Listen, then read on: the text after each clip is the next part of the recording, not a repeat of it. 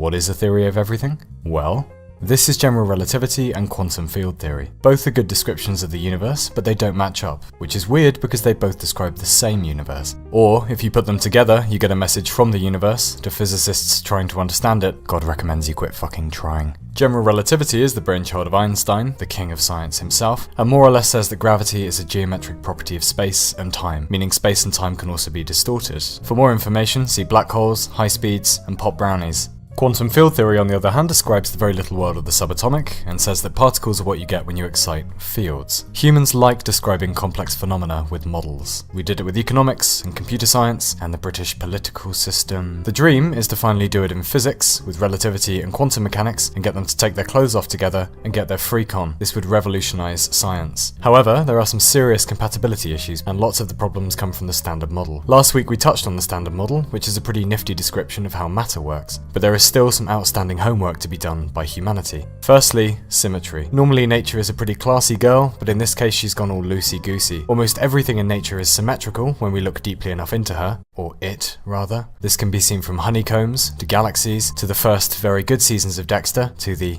other ones. However, physics is currently not very symmetrical, and we don't know why. Problem 2. Dark matter. The universe is behaving a bit oddly at the moment, and while it seems overweight when it gets on the scales, we can't seem to find all that extra mass anywhere. This is where dark matter comes in, which is an invisible mystery ingredient that the Standard Model currently can't explain. Thirdly, gravity. We all know it exists, especially my ex-girlfriend.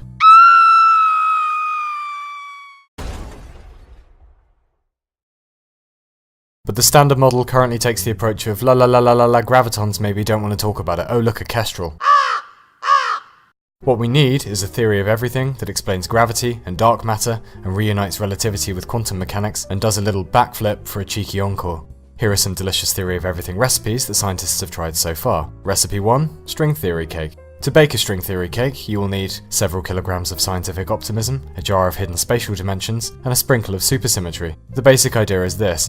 Just like the strings of a violin can play lots of different notes, particles may be made of common objects called strings. If they vibrate at different frequencies, they create different particles.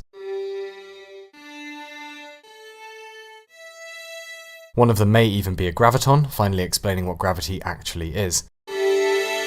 However, string theory wasn't happy with the usual missionary position of 3 dimensions of space and 1 dimension of time that we're used to. No, in some versions, she needs 26 dimensions to make the maths work. Anything else we can get for you, string theory? Cup of tea? Massage? Fucking private jet, you insufferable diva? Recipe number 2, loop quantum gravity cake.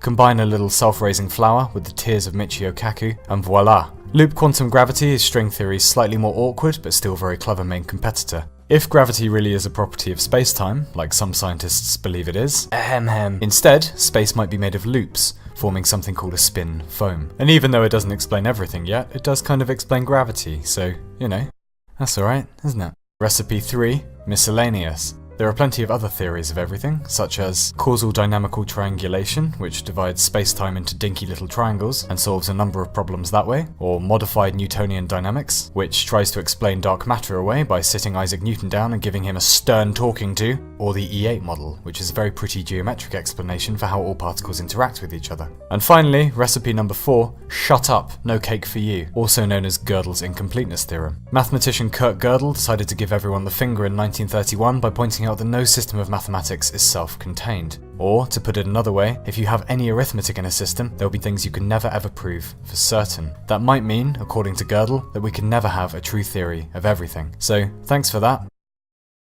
Dick.